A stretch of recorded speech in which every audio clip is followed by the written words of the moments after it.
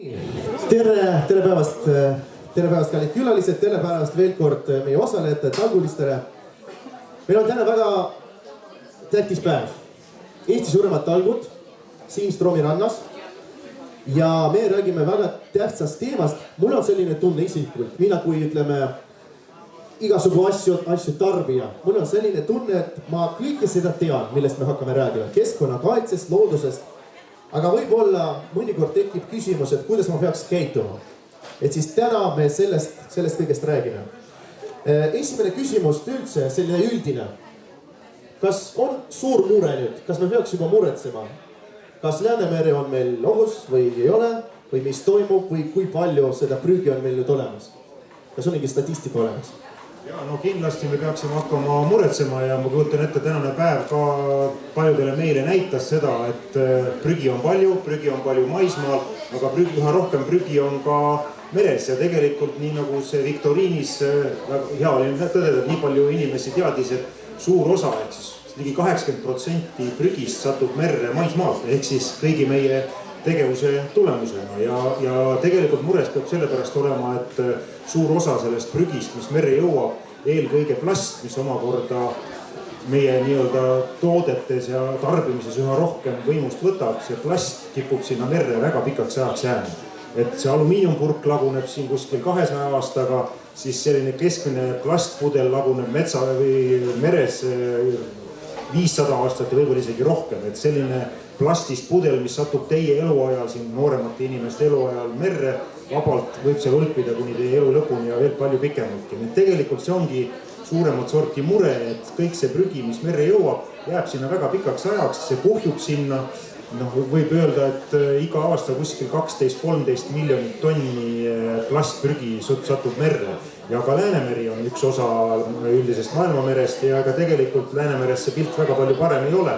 Erinevad uuringud näitavad, et sisuliselt igal meetril me võime leida ühe plasti eseme, prügi ja nii edasi ja ma kujutan ette tänane päev, ma ise ka käisin, vaatasin seda plastprügi, kilekotte, kõike muud, seda on siin rannas päris palju.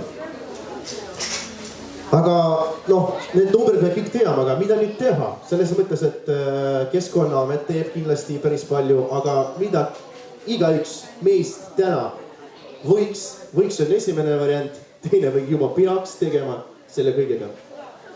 No kindlasti, nii nagu ma enne ütlesin, väga paljuski oleme põhjuseks meie ise, meie igapäevane tegevus ja kui me siin käime ringi ja vaatame, mis tüüpi, mis liiki prügi me maha viskame, mis merre jõuab, kus see pärineb, siis me tegelikult näeme, et väga palju meie igapäevasest tarbimisest. Ma käisin siin samas pargis, vaatasin ringi. Mis te arvate, mis on kõige enam levinud prügiliik? Küsime teilt, kuidas te arvate, mis see prügiliik on? Mida siin samas oli kõige rohkem? Mida kõige rohkem on ja mis ka kõige suuremas arvus merre jõuab? Konid just õige. Oli juba õige vastus. Just need samad konid ja need konisid on väga raske kokku koguda. Kui me siin käisime, siis me vaatasime, et riisumine käib, koristamine käib, aga need õnnetud konid on nii pisikesed, et nad jäävad igale poole maha vedelema ja tuule, vee ja kõige muuga nad liiguvad tahes-tahtmata varem või hiljem merre ja ka tänavate pealt läbi sadeveesüsteemi. Nii et üks asi on konid, nii et ma vaatan siin ringi, et kestest on siin suitsetajad, ma loodan, et väga palju ei ole. Aga siiski, et see on suitsetajatele üleskutse, aga muidugi on ka väga palju muud prügi ja seda me nägime ka täna siin samas rannas. Pommipaberid, pudelikorgid, igasugused kilekotid ja nii edasi, ehk siis selline igapäevane prügi, mis meil tekib.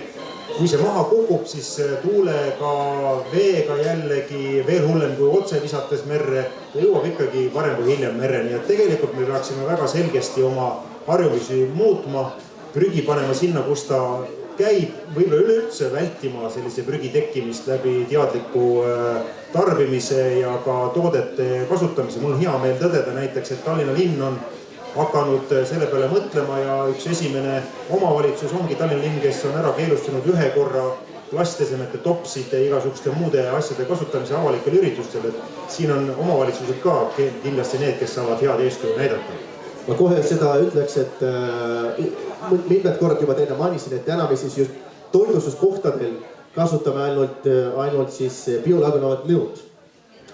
Aga mul on siis Aleksele ka küsimus, et te isegi näitasite, et meil on siin see koni, miks ta on ohtlik, ta on nii pisikene, miks ta nii ohtlik on? Vaadake, mu sõbrad, meres elab väga palju olendeid. Kõige rohkem meres on baktereid, kahtlemata, mitte ainult meres, kuid täna on jutt meil ookeanist. Muuseas, ma loodan, et igaüks saab suurepäraselt aru, et kui me näiteks siinsamas Roomi rannas paneme näppu merevette, me oleme füüsilises ühenduses kogu maailma ookeaniga. Meri on siin planeedil, eks ole, üks, ookean on üks. Me jaotame seda Atlandi, India, Põhja, Lõuna jäämereks, Vaikseks ookeaniks ja siis mereks ja nii edasi. See on ühine süsteem ja see süsteem on pidevalt liikumises. Pidevalt liiguvad eriti kerged asjad. Liiguvad ja lähevad katki, murduvad, aga ei sula üles, ei kao ära.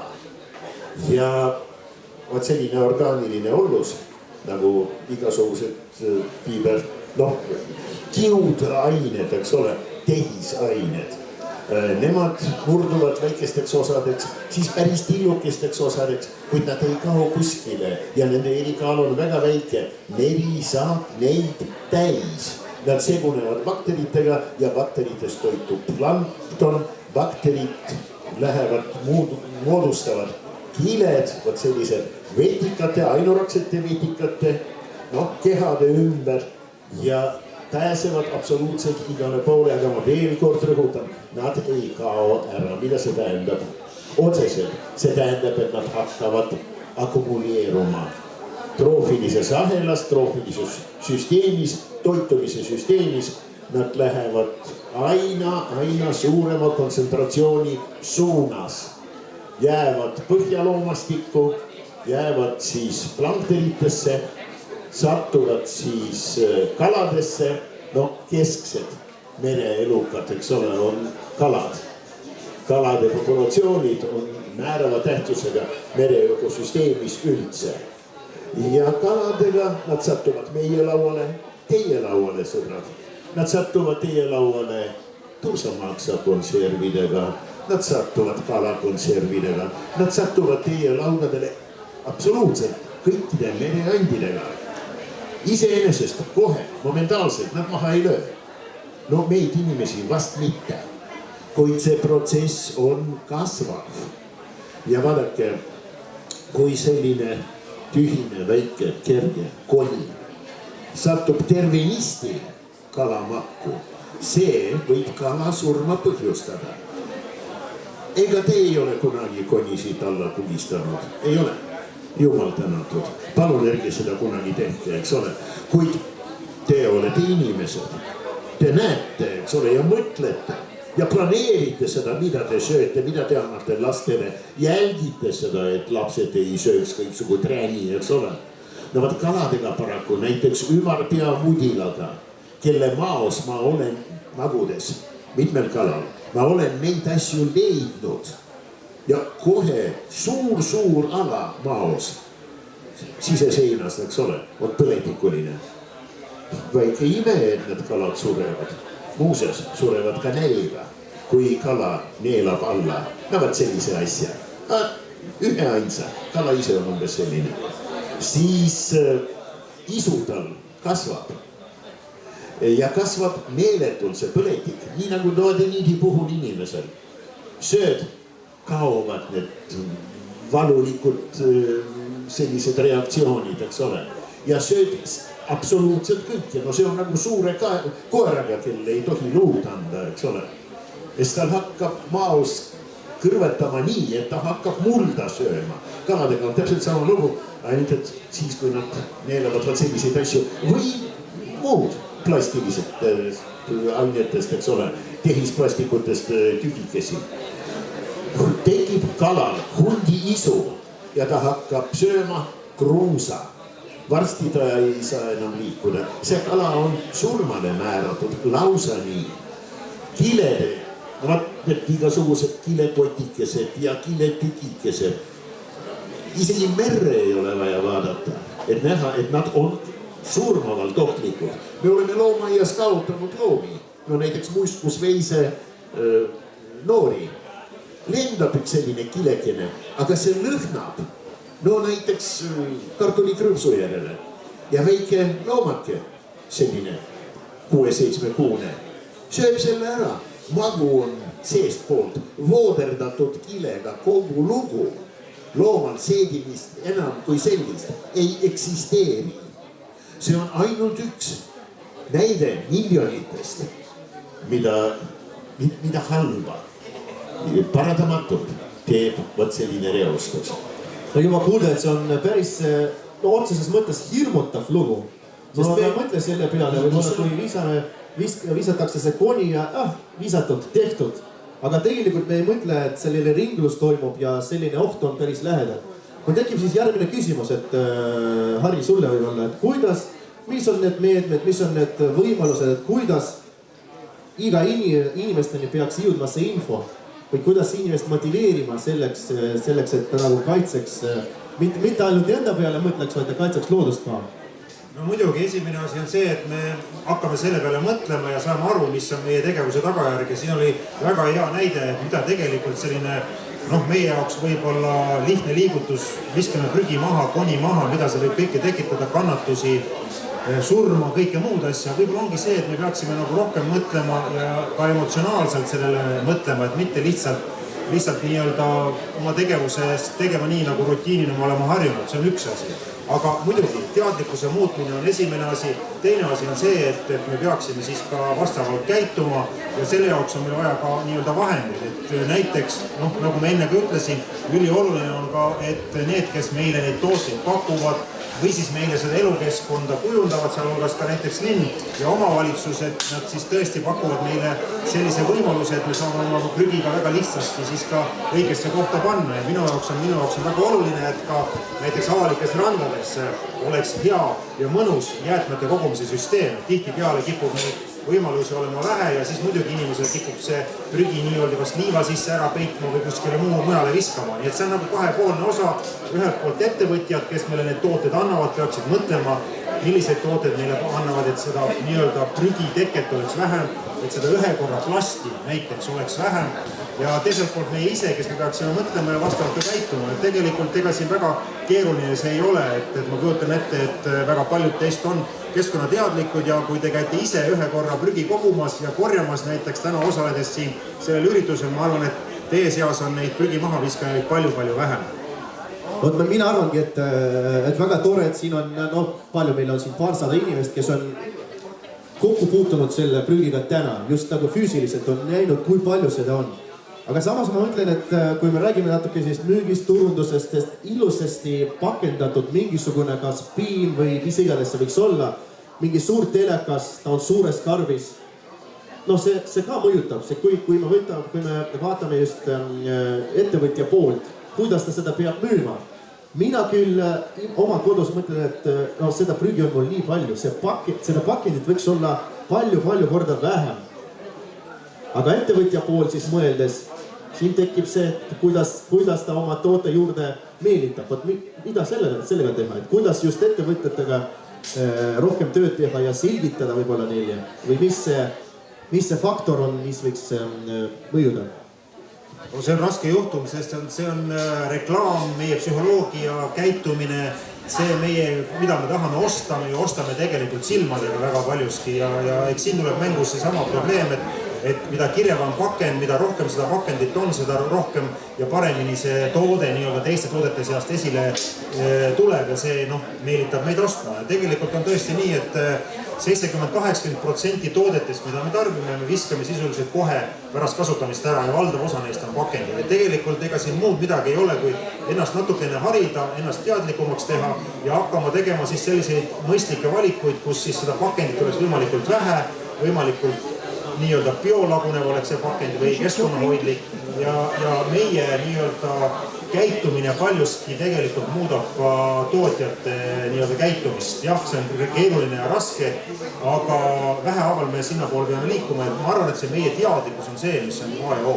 Seda loota, et nii-öelda tootjad ja kaupmehed ise kiiresti muutuksid, see peaks ikka käima käsi käes koos tarbijatega. Jah. Vaadake, mu sõbrad, siin maailmas midagi resoluutset ette võtta, midagi konkreetset käivitada, konkreetset protsessi, tähendab paratamatult kellegile pahameelne tegemist. No kindlasti, no kujutage ette, väga lihtne või pala natukene ekstreemne, groteskne näide. Surmanuhtluse kaotamine tekitab timukate ametiühingus väga suur pahameelt. Ja see on täiesti arusaadav, inimesed jäävad leivast ilma, eks ole. Kuid vaadake, on üks absoluutne, tõepoolest absoluutne, no lihtne hoiak, mida igaüks peaks ikkagi endale võtma, no vähemalt meie planeedi puhtuse, ka kliimasoojenemise, eks ole, vastu võitlemise plaanis. Absoluutselt igat olukorda on võimalik teha natukenegi paremaks enda kulul. Enda kulul, sõbrad. Jälgige ennast.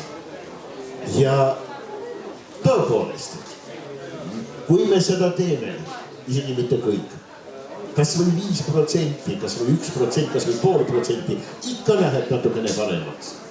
Ja loomulikult seda hoiakut, nagu igat hoiakut inimesel, tuleb kasvatada lapsepõlvest peale. No see on kindel. Nii et õpetame lapsi, ärme jätta ühtegi lapse liigutust keskkonna suhtes. Ärme jätta seda tähelepanuta. Selgitame lastele, õpetame nendele, keelame, kui on vaja. Ja loomulikult motiveerime lapsi hoida loodus puhtana.